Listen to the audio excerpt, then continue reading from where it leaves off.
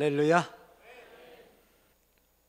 오늘 본문 말씀은 고린도 교회를 향해서 바울이 고린도 교인들을 향해서 주시는 말씀입니다.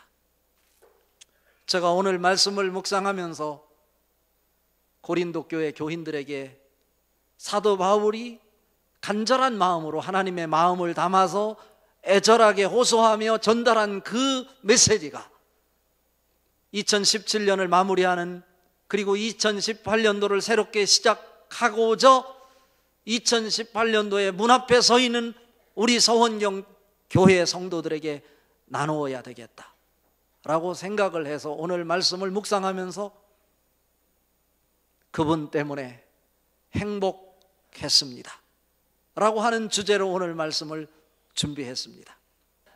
그분 때문에 행복했다고 하는 고백은 앞으로도 그분 때문에 행복하게 될 것이다 라고 하는 확신입니다.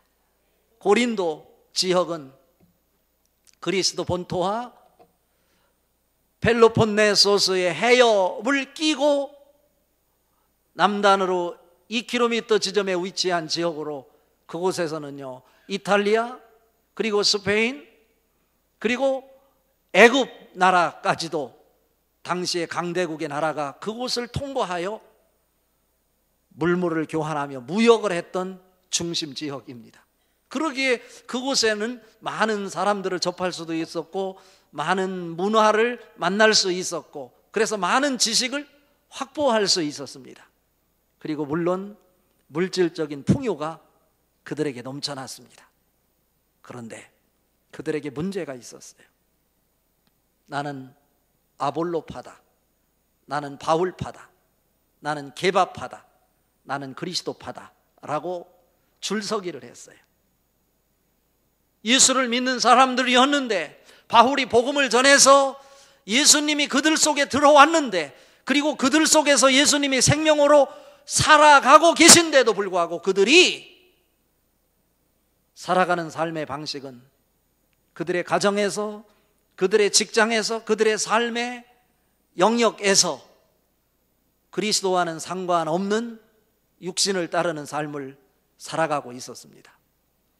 고린도 교회, 그들은 교회였지만 예수님을 믿는다고 하는 사람들이 모인 사랑의 공동체라고 말하고 믿음의 공동체라고 말하고 있었지만, 그들이 살아가는 삶의 방식은 하나님과는 전혀 관계없는 자기들의 삶을 살아가고 있었다라고 하는 것입니다.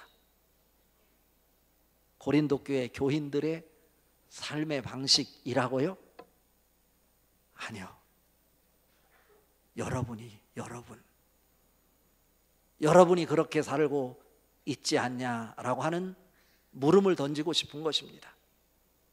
한 해를 마무리하는 끝자락에서 다시 한번 1년 동안 우리는 누구로 살아왔는지, 그리고 무엇을 위해 살았는지, 그럼에도 불구하고 우리가 행복한 이유는 무엇인지 오늘 말씀을 통해 같이 살펴보며 은혜를 받고 말씀 앞에 새로운 도전의식을 가지고 한 해를 잘 마무리하고 새롭게 준비된 2018년도를 새롭게 말씀 붙잡고 하나님과 연합하여 한 해를 시작하는 축복의 주인공들 다 될 수 있기를 주님의 이름으로 축복합니다. 첫 번째로 오늘 말씀을 통해 우리에게 주시려고 하는 하나님 메시지를 이해하기 위해서 물음을 던져보려고 하는 것입니다. 나는 어떤 사람으로 살아왔는가? 라는 물음입니다. 가만히 한번 생각해 보세요. 오늘 읽은 말씀 중에 1절과 3절 말씀 같이 한번 읽어봅니다.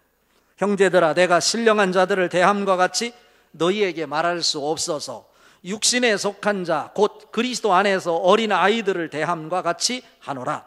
너희는 아직도 육신에 속한 자로다. 너희 가운데 시기와 분쟁이 있으니 어찌 육신에 속하여 사람을 따라 행함이 아니리요. 자, 오늘 말씀에 보면 고린도 교회 교인들을 육신에 속한 사람이다 이렇게 표현하고 있어요. 영을 따르지 아니하고 세상 사람들이 살아가는 세상의 방식을 따라가고 있는 사람들이라고 하면서 그들을 향해서 육신에 속한 사람들이다 라고 말합니다.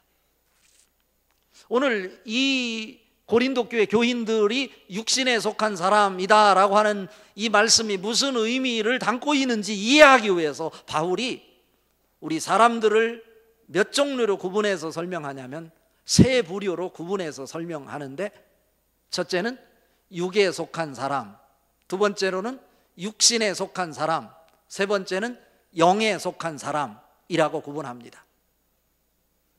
우리는 혼란스럽죠. 육에 속한 사람과 육신에 속한 사람이 어떻게 다른가? 비슷한 것 같은데, 이것을 이해하기 위해서 고린도전서 2장 14절 말씀, 바로 같은 장에 나와 있어요. 한번 보시면서 읽어보도록 합시다. 고린도전서 2장 14절, 육에 속한 사람은 하나님의 성령의 일을 받지 아니하나니 이는 그것들이 그에게는 어리석게 보임이요 또 그는 그것들을 알 수도 없나니 그러한 일은 영적으로 분별되기 때문이라. 여기 육에 속한 사람은 이라고 나와요. 육에 속한 사람은 어떤 사람이라는 것입니까? 하나님의 성령의 일을 받지 않는 사람이라고 정의를 하고 있습니다. 더 쉽게 얘기하면 하나님을 믿지 않는 사람들을 육에 속한 사람이라고 합니다. 그럼 육신에 속한 사람은 어떤 사람이냐? 그리스도를 모신 사람이에요. 그러면은 그리스도가 내 속에 들어오면 그리스도는 빛이기 때문에 어둠은 다 밖으로 나가게 되어 있어요. 그럼 내 속에 누가 있습니까? 가만히 한번 생각해 봐요. 내 속에 나와 하나님의 영이신 그리스도가 계셔요. 그런데 중요한 것은 내 속에 부활하신 그리스도의 영인 하나님의 영이 내 속에 들어와 계신데, 나와 함께 둘이 계신데, 둘이 있는데 내가 그 중심에 있고 하나님은 구석에 숨도 못 쉰 채 웅크리고 계시다라고 하는 거예요. 그러니까 내가 예배는 드리지만, 내가 헌금은 하지만, 내가 좋은 일은 하지만 모든 것 하는 일이 누구 중심으로 그 일을 하게 됩니까? 나 중심으로 그 일을 하게 되는 거예요. 이런 사람을 가리켜서 오늘 바울은 육신에 속한 사람이다 라고 말하는 것입니다. 우리는 적어도 예수를 믿는 사람이기에 육에 속한 사람은 아니에요. 예수님이 내 속에 들어와 계시니까 우리는 육신에 속한 사람이라고. 그런데 내 중심에 하나님이 계시지 않고 그 자리에 내가 앉아 있으니까 내 마음대로, 내가 원하는 대로 모든 일을 하는 것이죠. 이런 사람은 어린아이와 같은 신앙을 가진 초보적인 사람이라고 오늘 바울은 말하고 있는 것입니다. 반면에 영에 속한 사람은 어떤 사람입니까?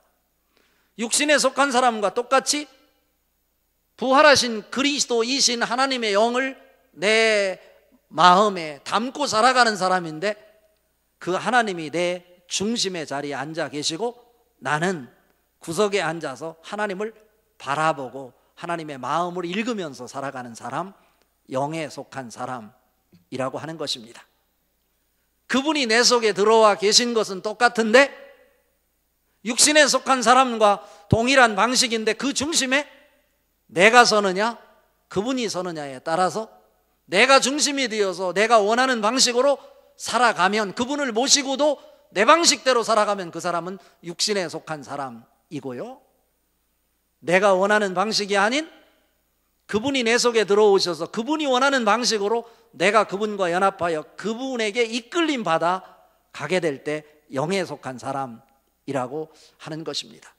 내 속에는 나하고 하나님의 영이 함께 공존해 있는데, 마태복음 16장 24절에 보면 예수님께서 제자들에게 말씀하시기를 뭐라고 말씀하시냐면, 누구든지 나를 따라오려거든 자기를 부인하고 자기 십자가를 지고 나를 따를 것이니라, 이렇게 말씀하고 계세요. 그러니까 그분이 내 속에 들어와 계셔도 나를 부인하지 못하고 나의 생각을 드러내며 내 방식으로 내가 원하는 삶을 가정에서, 직장에서, 다른 공간에서 그렇게 살아가면 그 사람은 육신에 속한 사람인 거죠. 그럼 하나님이 내 속에 들어와서 나의 중심에 서서 나와 연합하되 그분이 나의 삶을 온통 주장하게 하는 그 삶, 이것을 가리켜서 우리는 성령 충만한 상태라고 말하죠. 그런데 이것도요, 우리가 정말 성령 충만하십니까? 라고 물어보면 자신이 없는 것이, 정말로 성령님께서 내 속에서 온통 내 삶을 뒤흔들어 내가 그동안 살아오면서 경험하면서 쌓아놓은 습관적인 세상의 풍조들이 내 속에 찌꺼기로 자리 잡고 있을 것인데, 그때는 지워지지 않는 법인데 내가 예수님을 믿었다고 해서 그것이 한순간에 사라지거나 씻어지는 것이 아니라는 거예요. 사도행전 2장 38절에 보면 베드로가 가로되 너희가 예수 그리스도의 이름으로 세례를 받고 제사함을 받으라, 그리하면 성령의 선물을 받으리니, 예수 그리스도로 제시음을 받아야 성령님이 내 속에 들어오시고, 성령님이 내 속에 들어와서 작동하실 때 내가 가지고 있었던 알게 모르게 지어서 나도 모르게 내 방식으로 굳어져 있는 생각의 틀이 하나 둘 씻겨져서 산산조각 나서 밖으로 빠져나가게 되는데, 그냥 나가지 않는다는 거예요. 말씀이 들어와야 된다는 거죠. 말씀 앞에 세울 때 말씀과 위배되는 부분이 말씀의 능력으로 하나님의 말씀이 살아있어서 그 조각조각들을 흐트러 버림으로 말씀에 의해서 그것이 내 밖으로 흘러 빠져나가게 되는 것이죠. 이런 과정이 많은 시간이 필요로 할 수 있어요. 바라기는 여러분 평생 살아가면서 말씀을 가까이 하면 가까이 할수록 여러분이 세상적인 것으로 굳어진 세상적인 지식, 육신에 속한 방식이 다 예수의 이름으로 산산조각 날 수 있기를 주님의 이름으로 축복합니다. 나는 누구로 살아왔는가? 그리고 앞으로 나는 누구로 살아갈 것인가? 이 물음에 오늘 이해 끝자락에서 우리는 답변을 해야 합니다. 성령 충만. 그럼 우리는 성령 충만을 받아야 된다고 하는데 어떻게 성령님이 100% 나를 다스릴 수 있겠어요? 나는 육신을 가지고 있고 내 자아가 있고 내 생각이 있는데, 그런데요, 성령님이 내 속에 들어와 계시는데 그분이 나를 다스리되 몇 프로를 다스리는지는 우리가 살펴봐야 돼요. 내 속에 들어오셔서 1%만 다스려도 우리는 그 상태를 성령 충만하다 우리는 말할 수 있는 거예요. 1% 성령이 나를 다스리니까 나를 다스리는 상태를 충만이라고 하는 거고, 성령님이 나를 1%를 다스리면 성령 충만한 거예요. 10%를 다스려도 성령 충만이고 80%를 다스려도 성령 충만이라고 말할 수 있어요. 100%는 될 수 없는 거예요. 중요한 것은 성령님이 하나님의 영으로 내 속에 들어와 계시다는 것입니다. 고린도전서 3장 16절에 보면 너희는 너희가 하나님의 성전인 것과 하나님의 성령이 너희 안에 거하시는 것을 알지 못하느냐. 이미 예수 이름으로 여러분 안에 성령님이 들어와 계십니다. 그분이 작동하게 하려면 말씀이 우리 속에 들어올 때 말씀으로 역사하는 것입니다. 말씀은 살아있다고 그랬어요. 살아있어서 상황을 초월하여 어느 곳에 있든지 그 말씀이 떠오르게 되고 성령님이 작동함으로 그 능력이 발동되어 나의 찌꺼기들이, 제약들이, 세상의 방식이 다 밖으로 빠져나가게 되는 거죠. 그럴 때 우리는 성령님으로 살 수 있는 것입니다. 여러분, 누구로 살아오셨습니까? 누구로 살아가시겠습니까? 여러분, 성령으로 살아가겠다고 다짐할 수 있기를 바랍니다. 그러려면 여러분은 말씀을 많이 먹어야 됩니다. 말씀을 많이 들어야 합니다. 그리고 기도를 해야 그 말씀에 불이 붙는 거예요. 그래서 성령이 작동되어 말씀의 능력이 작동되어 살아있어서 우리의 골수를 쪼개는 능력이 여러분 삶 속에 나타나게 될 것입니다. 이 축복이 여러분 가정에, 여러분 직장에, 여러분 삶터에, 여러분의 인생의 여정 위에, 여러분의 신앙의 여정 속에 구체적으로 작동될 수 있기를 주님의 이름으로 축복합니다. 그럴 때 여러분 인생 속에 때로는 아픔이 있고 고통이 있고 내가 이해할 수 없는 상황이 닥친다 할지라도 그 상황 속에서 내가 두려워하지 아니하고 생명을 느끼게 되고 생명의 평안을 누리게 된다라고 하는 것입니다. 그 축복이 여러분에게 넘쳐날 수 있기를 바랍니다. 두 번째, 우리가 물어야 될 물음이 있어요. 나는 무엇을 위해 살아왔는가? 라고 하는 것입니다. 오늘 읽은 말씀 중에 5절 6절 같이 한번 읽어봅니다. 5절 6절입니다. 그런즉 아볼로는 무엇이며 바울은 무엇이냐? 그들은 주께서 각각 주신 대로 너희로 하여금 믿게 한 사역자들이니라. 나는 심었고 아볼로는 물을 주었으되 오직 하나님께서 자라나게 하셨나니 라고 말하고 있어요. 아볼로는 무엇입니까? 바울은 무엇입니까? 라고 묻는 거예요. 특히 아볼로가 누군지는 사도행전 18장 24절 이하에서 그리고 사도행전 19장 초반부까지 구체적으로 아볼로가 누군지를 소개하고 있는데, 알렉산드리아에서 온 유대인이고 언변이 탁월하고 그리고 성경에 대해서 능통한 자라고 이렇게 가르치고 있는 거죠. 여기서 본문에서 살필 수 있는 것은요, 뭐냐면 사도 바울이 고린도 교회에 최초로 복음을 전했다고 하는 의미에서 나는 심었고 라고 하는 것이고, 아볼로는 탁월한 성경 지식을 가지고 유대인과 논쟁을 해서 유대인을 이겼다고 사도행전 18장 24절에서 말씀하고 있어요. 성경에 깊이 있는 지식으로 그들을 가르쳐서 고린도 교회가 온전히 세워지도록 바울을 돕는 자였습니다.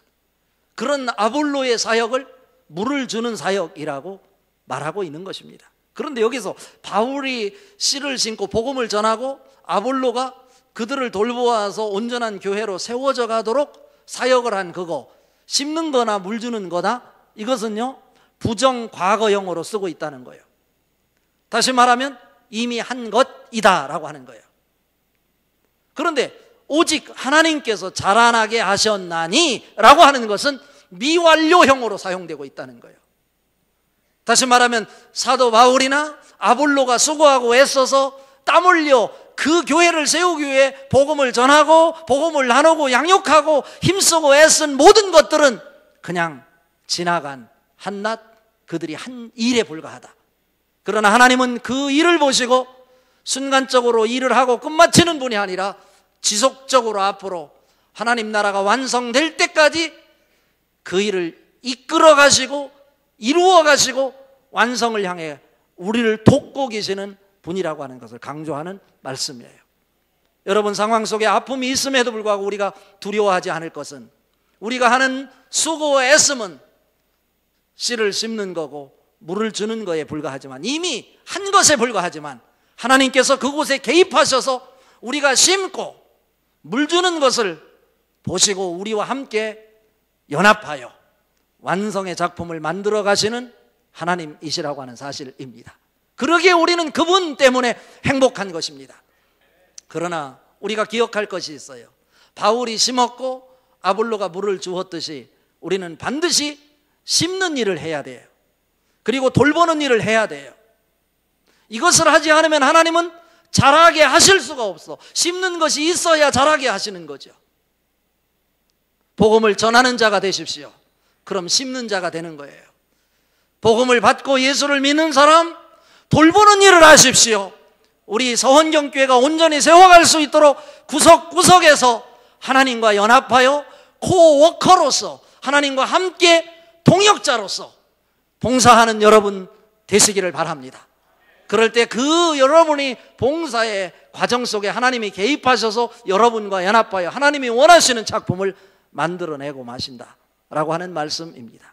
하나님이 여러분 속에 계셔서 여러분 중심에 계시다면 그분이 원하는 일이 무엇인지 우리는 눈치채고 그분이 내 손잡고 그 일을 하자, 함께 걷자 할 때 아멘으로 순종하는 모습이 있어져야 그 사람이 영에 속한 사람이라고 할 수 있는 것입니다. 여러분, 영에 속한 사람 될 수 있기를 바랍니다. 우리가 무엇을 하든 우리가 한 것은 한낱 지나간 과거의 일뿐인데 하나님이 내가 심어놓고 내가 물준 그곳에 개입하셔서 여러분과 함께 연합함으로 하나님이 원하시는 작품을 만들어내시는 분이십니다. 오늘 말씀 결론입니다. 우리 삶 속에 어떠한 일이 있다 할지라도, 아픔이 있고 고통이 있었다 할지라도, 또 가정에 문제가 있었다 할지라도 모든 것은 하나님이 주도하신 것입니다. 아니, 오늘 이 자리에 하나님 앞에 예배 드릴 수 있는 것은 하나님의 은혜입니다.